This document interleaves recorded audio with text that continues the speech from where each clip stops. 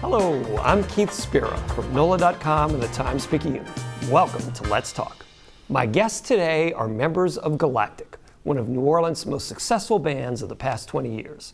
They're also the in-house production team for the Tipitina's Record Club, which releases a lost gem of New Orleans music every 2 months on vinyl. And they also produced and played on Audience with the Queen, Galactic's new album of new songs with the soul queen of New Orleans, Irma Thomas. Here to talk about all that and more are Galactic saxophonist and harmonica player Ben Elman and bassist Rob Mercurio. Ben and Rob, welcome to Let's Talk. What's going on, Keith? So I like seeking out lost vinyl records. I like going into going to estate sales and record stores and finding old records.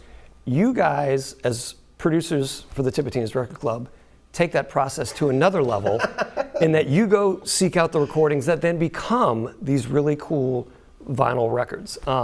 Is playing detective one of the fun parts of the job? Yeah, I think that's the most fun part for me, at least, because you're on the hunt. Maybe you get a lead about something, and you get on the hunt and you start digging and you're making calls, you're sending emails, and when it actually gets across the finish line, it's just so satisfying, and it's so exciting to put sort of lost music out there into the world, or things that at least we feel are really important parts of New Orleans music history, especially to get it out there for the first time, for people to hear, and forever. Forever, yeah, right. I mean, that's on the record now. Yeah. I mean, one of the recent ones you guys put out was the 1977 Jazz Fest recording of the Wild Chapatoulas Mardi Gras Indians with the 4 Neville brothers, I guess 5 if you count Ivan Neville as well. Right. And that was before they were the Neville brothers, but that show literally was kind of the bridge where the Neville brothers took flight from this background of Mardi Gras Indian records. Sure. Tell the story of where you guys found that particular recording. Yeah, it was actually, during the pandemic, we put on this Save Tips kind of online fundraiser event, and I produced that, and it was through that we one of the pieces was the Wild Chapatoulas. We reached out to Les Blank. There's this movie called Always for Pleasure, a documentary that came out in like 78, 79. And there was some footage also of Professor Longhair playing at Tipitina's that is in that movie. So we're trying to get, being able to license that one scene for the Save Tips things. We were just kind of trying to show a bunch of legendary people playing at the club and how important the club is. So, just interjecting, because you guys own Tipitina's as well. On a side note, we didn't put that in the, minor detail, the members of Galactic, you guys bought Tipitina's. Yeah, we also own Tips, 2018, I believe, right? Late 2018, yeah. And in doing that and reaching out to Les Blank estate and whatnot, I connected with Herod Blank, his son. Les had passed, so Herod's been running the show over there, and so I just had to connect with him. And then Ben and I, we always have been big fans of the Wild Chapatoulas, the original studio album. And we were like, oh, maybe we reissue that. And then, maybe there's a bonus track, maybe something from Always for Pleasure. So I reached out to him and I was just like, hey, do you happen to have more of that set? Because we always noticed there was this one Meet the Boys on the Battlefront in the movie. And he's like, let me check. And he called me back a couple days later and he's like, you're not going to believe it, but we have the whole thing recorded. So that led to, could we put it out? And, Mardi Gras coming up, and it just kind of all lined up really well, where this lost recording who, Cyril, Ivan, Quint, all of them never thought they'd hear it again. They always thought it was just kind of a lost, like, in my memory. But then when we sent it to them, they were all like, wow, you guys are back to the detective thing. Quint loves to call us like the detectives, Yeah. Well, and Quint Davis, the producer of New Orleans Jazz and Heritage Festival, and he's got like a. Well, you found a couple of tapes. Yeah, talking of too, right? That's the real, to me. That's more of a direct line to like the crate digging thing that you're talking about, where Ben was mentioning like the process of doing it. But sometimes there's that moment where, like this one, yes, the Dirty Dozen Brass Band live in New Orleans with Dizzy Gillespie. We were literally, Quint Davis was kind enough to let us into his personal archive during the pandemic, which is the way Rob and I spent a lot of the pandemic, was just afternoons digging through his archive, which is a sort of giant extra room attached to his house with racks and racks of cassette tapes. He's got all the posters and saved in these little drawers and everything, but it's an incredible room that we just, like kids in a candy store, let us go through, and going down a rack, and there was a cassette tape that said Dozen and Diz. And it was like, hey, Quint, what's this? And he's like, I don't know. And we put it in the cassette in his deck, and it was just one of those experiences like, oh my God, that's Dizzy Gillespie playing the whole set with the Dirty Dozen Brass Band. And it was probably really the only place that the recording of that show existed, was on a cassette tape in Quint's house. In Quint's house. Yeah. And then eventually, of course, we go to the estate of Dizzy Gillespie and the Dirty Dozen people. So it's not only just finding it, but getting the permission and working with the artists to actually get permission to put it out. And right, there's a whole legal side. The music is the fun part, but then you've actually got to go through the legal process to be able to put these records out and do it the right way. Wait, and you guys have also put out recordings made at Tipitina's, like historic recordings. There was at a James one, and a James Booker record. Again, these are things that have been lost to history if you guys have not put them out, which is, ties it all together. You guys owning the club and putting out the records that were made, these recordings that were made at the club years ago. So it's there's a synergy there, I think, that you guys are working toward. Very much so, yeah. Yeah, and when we started the club, we had the hopes of doing it like this, but I think we've gotten really, really fortunate in sort of things that we've been able to dig up and find and get really lucky with getting some of that stuff out there. The Tipitina's Record Club reissued the very first Galactic record, Coolin' Off, which, Ben, you actually didn't play on the original version. Nope. Were you tempted to dub yourself onto this record when you guys put I just it out? pretend like I'm on it. Yeah, actually, I like to be confused for it because, honestly, it's one of the greatest New Orleans saxophone players ever, Eric Traub, is the saxophone player on that. So sometimes people are like, oh, I love the solo you took on Coolin' Off. I'm just like, well, you just leave it. Thanks. You just leave it at well. No, I always give him credit. But some people just think it's me, so. That's great. One of the other Tipitina's Record Club releases was a live recording of Fats Domino's very last concert, which was at Tipitina's, and which WLAE, the station here, put out as a documentary originally, and then you guys worked with LAE to put out this record through the Tipitina's Record Club, which a piece of rock and roll history. I mean, the very last show. Yeah. And that was another great connection in WLAE. So through Ben and I and the city, we just through Quint and people that have recordings of Tips or WLAE, and it's just a bunch of detective work, I guess. One of my favorite memories of that show was Eric Paulson, the late newscaster of WWL, convincing Fats to actually get back on stage and play a few more songs, so you could just get like the 32 minutes.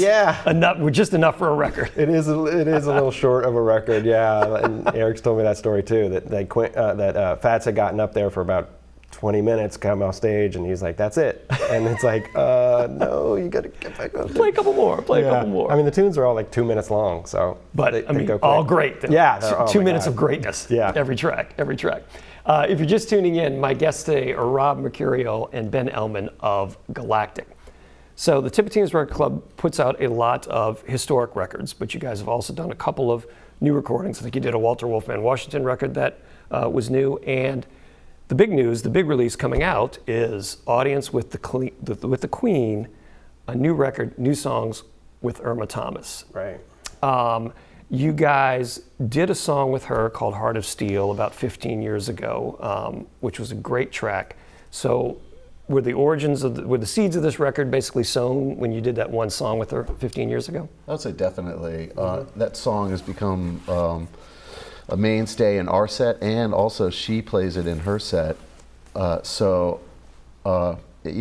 relationship with her and working with her on that song and wanting to do something new with her was just, everything just kind of lined up. But yeah, that was definitely the beginning of us working with Irma. It is, and it is a great song. I mean, it felt, that Heart of Steel song felt contemporary, but also felt true to Irma's legacy. So you guys found the right mix. Was that kind of what you were going for with this record as well, to make it sound like it's a record made in the here and now, but it's also true to Irma's legacy? Yeah, but I don't know if we reached as contemporary of a vibe as Heart of Steel was, with this album. But we definitely wanted to not just make a throwback album, and that. It is contemporary, and we did want to contemporize like the lyrics and her folk and her visions and stuff like that of the songs. But I don't know. I mean, Heart of Steel has like some electronic elements in it and stuff like that, and we don't really have that much in this album, that world. It's much more organic. It's more of just But we weren't trying to make a throwback retro sounding, Irma Thomas type record. We were just trying to, bring her sort of a little bit into our world, and do kind of what we do and bring her in there. And we were working with different lyricists, and we started with different instrumentals, and so she kind of became involved in the whole process, and so I think it organically came out just to be sort of a contemporary record. When you guys first started talking about the idea of doing an Irma Thomas record, were you initially hesitant to have Galactic be her backing band? I mean, did you? I was. I mean, we weren't. He wasn't. No, I mean, I think the original idea, because to back up just on the record club side, we were thinking, let's just do a new, let's hit some of these legends that are still alive. Let's try to make albums with them, like the Walter, and then who's next on our list is Irma Thomas. So we were talking about just, maybe we'll get Ivan in there. And we're kind of throwing around ideas to make a quicker record, more gospel-oriented thing, I think. And then it hit us like, well, why don't we just do it with Galactic, because we're talking about what's Galactic's next record, and it was just kind of at the same time. And it was just like, well, why don't we just do them together? We have this history with Heart of Steel, and we've worked together, so that's where it ended up. And I'm happy that we did end up there. Yeah, me too. It was definitely a more of a process. We probably would have gone in and done more cover songs with her if we hadn't done it with Galactic. Yeah. It would have been, a quicker production. Yeah, we would have just been producers trying to make a new record with a sort of for hire band for Irma. Was the original idea, but I'm really glad that we ended up doing it as Galactic, because we were just able to sort of steer it a little more the way we wanted to. I think, Write new material. Yeah.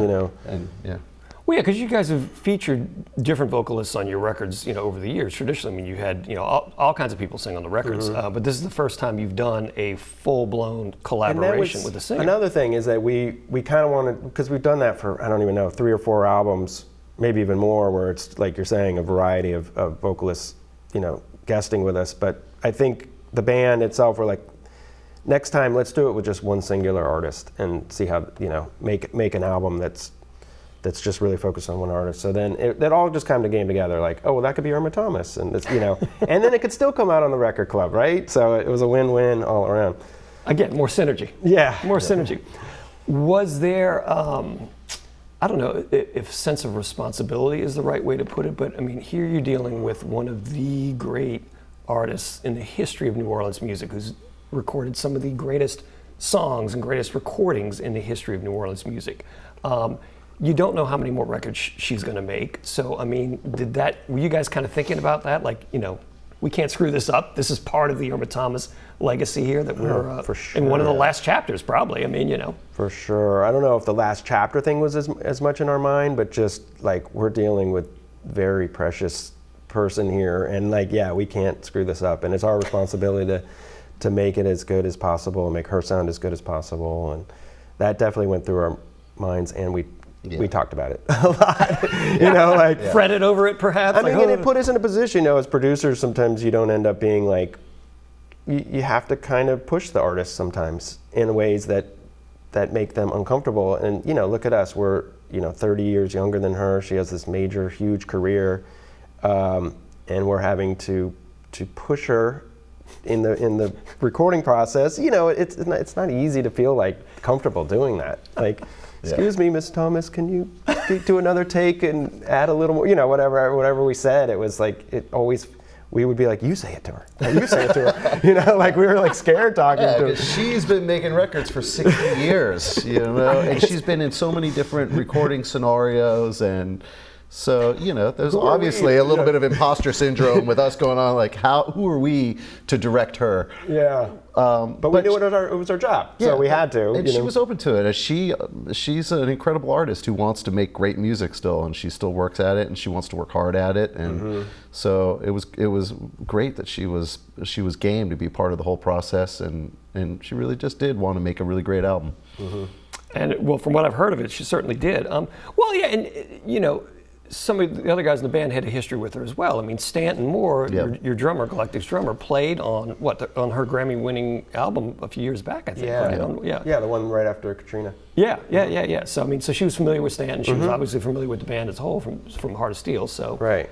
Again, there was a shared history there a little bit. So so maybe you guys were the right guys to do this record with. Sounds like it.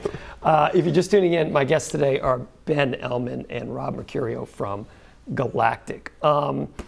So Where I Belong, one of the standout tracks on the record. Very funky song, lots of horns. Tell me a little bit about the evolution of that song, that recording, how it came out. Well, we had worked with some different lyricists. You know, we had sort of written most of the music, and then we sort of farmed it out to some lyricists to try to write some lyrics. None of us in Galactic are really lyricist people. And we ended up really connecting and working 95% of the record with a guy named Sean Carey, goes by Sean C, a guy in town, and he had written a song and he hadn't met Irma yet, and Miss Irma came in to record the song, and Sean came in and they just got to talking, you know, and Miss Irma was telling sort of stories and Sean was listening, and then he went away and kind of wrote the next song and came back in the studio, you know, and we presented it to Miss Irma, and I think that it just connected with her, obviously.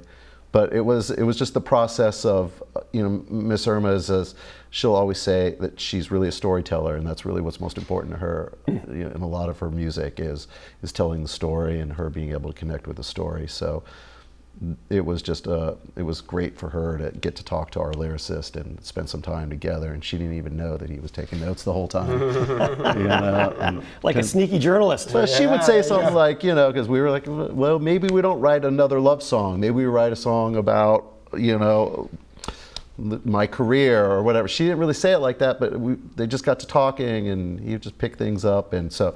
Anyway, that's one of my favorite songs on the record, and yeah, he wrote that one, and I think it really speaks true a little bit to her life, you know? Absolutely. It's her kind of thinking, it's her giving herself credit in a way for having this long career and still being into it. I mean, she talks in that song about... And she truthfully is. Yeah, the joy. She like if you, any interview you talk to her, I mean, she's 84, she's still out there performing. She says it's like what keeps her going, and her husband wants her to stop, but she's like, I'm not stopping. And that's... gets pretty much summed up in that song, you know. I mean, like, I'm here and I'm doing what I want.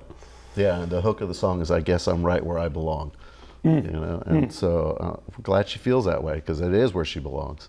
Well, that's a compliment to you guys too, that she had a good experience making this record, you know, and is happy to sing about how she still gets joy out of making music and making records.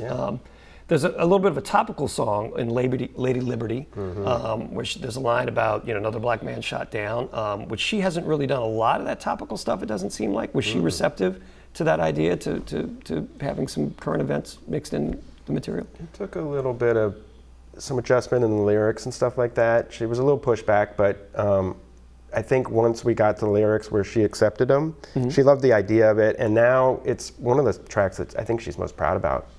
On the record, and I think she feels how current it is, how important it is. And you're right, she hasn't really done a lot of material in that, in, you know, what you would call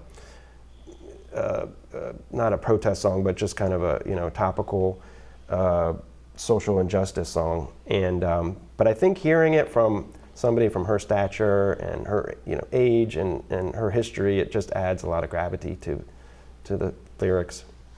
Absolutely, it really does. No, it's you know, for her to make this kind of record at this stage in her career, a record that feels this alive, is a compliment to you guys as producers, I think, but also testament to her determination to keep on being a relevant artist. You know, so good for her. Yeah. If you're just tuning in, my guests today are Rob Mercurio and Ben Ellman from Galactic. Looking ahead for the band, for Galactic, I mean, you guys have been together now for 25, 30 years? Yeah, almost 30. 30 years? Wow. That's, when you say I've it. known you that long, too. That is true. I go back to the early days with you guys, playing the offbeat Christmas party in the old Masonic Lounge. Oh, God, Masonic Temple building. Was that the first time you saw us? I think it may have been. That might have been it, the Christmas party. So that'd be like 1993 or 4 or somewhere up in there, maybe? Does that sound right? Or even earlier? 92? Yeah, it was a long time ago. It was a long, I remember that night, though. It was fun. So, you guys bought Tipitina's, which was probably not something you intended to do when you first started this band. X many years into it, 6, 7 years into your ownership of Tips now? We're like in our 6th year. Yeah, 6th year. How's it going? It's going great. Yeah, it's going really It's good. amazing. Being on the other side of the pandemic, it's going really well. Well, yeah, right. Getting Talk into to it a us year 3 or 4 before years the ago, pandemic maybe, was tough timing for a music club. Yeah. But you survived. You started the Tipitina's Record Club Yep. to kind of help bridge the gap. And you feel like you guys are in the groove now as club owners? Totally, yeah. Absolutely. The city's really been so supportive. They were very supportive throughout the pandemic, and then coming out of the pandemic, I just think people are really coming to Tips to see shows. Not again, but they're really supporting the club. And we've tried to make some small improvements here and there to make things a little nicer for people. Bathrooms, and lighting, the sound. The little things. The little things. The little things, a little upgrades, so we want to still keep it funky and keep the natural coolness to the club. But we just feel like there's a lot of love going around both sides, As musicians yourselves who have played, every venue in the United States and a lot of them overseas as well, you came into the project knowing what you liked and what you didn't in a club. So I guess that kind of informed your stewardship of Tipitina's. I think so. I think Big that time. was one of the things that we really brought to the table, was that we were able to sort of have the experience of playing just hundreds, if not thousands, of venues across the country. And exactly like what you said, sort of, there were certain things and certain ones that we said, oh, that's really cool, and then we try to bring that back to Tipitina's and try to, if the experience was good in the club, what made that great, and how can we bring that to Tips, and if Tips is lacking in that area or something. So, Yeah, it's rare that a club has the artist perspective, Right. Normally, they're caring about the patrons, maybe over the artist sometimes, Or which just is the bar. or the bar itself, or which Yeah. and you should care about everybody involved. But sometimes the artists get overlooked. It's like, oh yeah, sorry, there's a little hall, there's a little closet in the back, that's your backstage. At these amazing clubs, but it's an afterthought to where are the artists going to hang? What are they going to do? So, or even the production and people, the owners of a club somewhere, they're not on stage. They don't have to deal with the monitors. They're 50 years old or, whatever it is. But we know, since we've been on both sides of the stage at Tips, obviously we've been in the crowd a bunch too.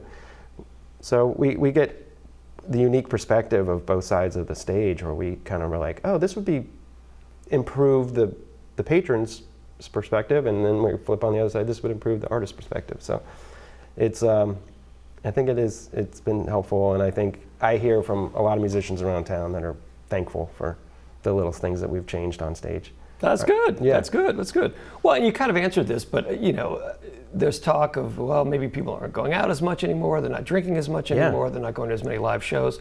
What have been some of the strategies you guys have come up with to help deal with that and to keep people coming in the door? Yeah. But we have, in the summertime, we do a Free Fridays series, which is really great in the summertime.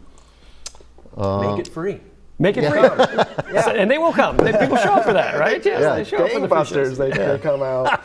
And A line down the block for a free show, yeah. we don't operate as a bar that's open every day. We're really only open when we have shows. So a lot of it's about the acts that we bring in. So we're trying to focus on some more national acts. Bring some people in who maybe haven't been to the club before.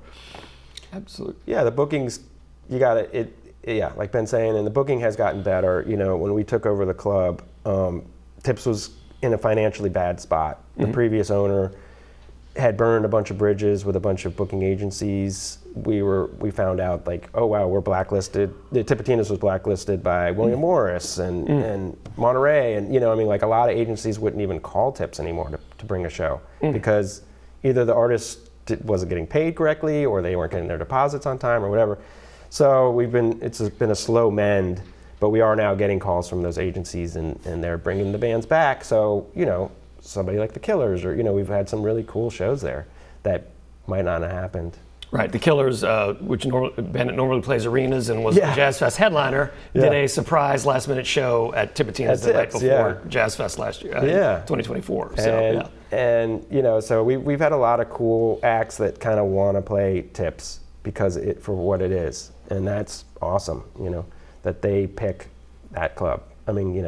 Killers could have picked any small venue in town. Yeah, yeah. Well, no, the Tipitina's name does have a lot of goodwill amongst music fans and music aficionados for sure.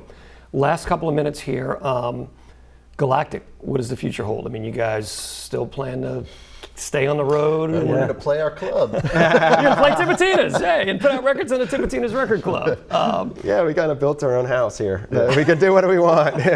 Which, I mean, I'm guessing the road doesn't have as much appeal to you guys now at this stage in your lives as it did when you were in your 20s, I guess, and 30s. I mean, yeah, we're still touring. We're still out there. We're maybe not touring as much or the same way post-pandemic. We're being a little more picky and a little more just like sort of weekend warrior type stuff, but we're still getting out there playing a lot of shows, a lot of festivals, and just grateful that we still get to do it. Mm-hmm.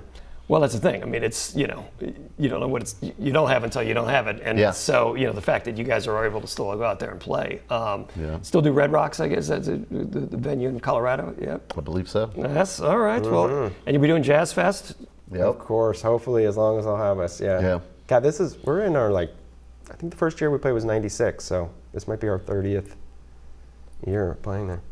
My gosh, there's another sobering statistic. Huh? Last minute, are y'all planning to do any shows with Irma to promote the record? Is that in the works? Yeah, definitely in the works. Don't have anything fully on the books yet, but we did do a couple shows last summer with her. We played Newport Jazz Festival and Central Park Summer Stages in New York. And we plan to do more for sure. Well, you should. I mean, Audience with the Queen, it's a great record, a great Irma Thomas record, a great Galactic record. Two forces, two great tastes, taste great together kind of thing. And the Reese's Peanut Butter Cup? You're the Reese's Peanut Butter Cup of New Orleans music. But it's great. And the Tipitina's Record Club, I'm a big fan of it. I think the archival releases that you guys have put out have been really interesting, and the new music as well. So I wish you continued success with all those endeavors. Thank you so much. All right. Thank you, Keith. Thank you. Ben Ellman, Rob Mercurio from Galactic, thank you for joining me on Let's Talk. Yeah. I am Keith Spera. I will see you again next time on Let's Talk.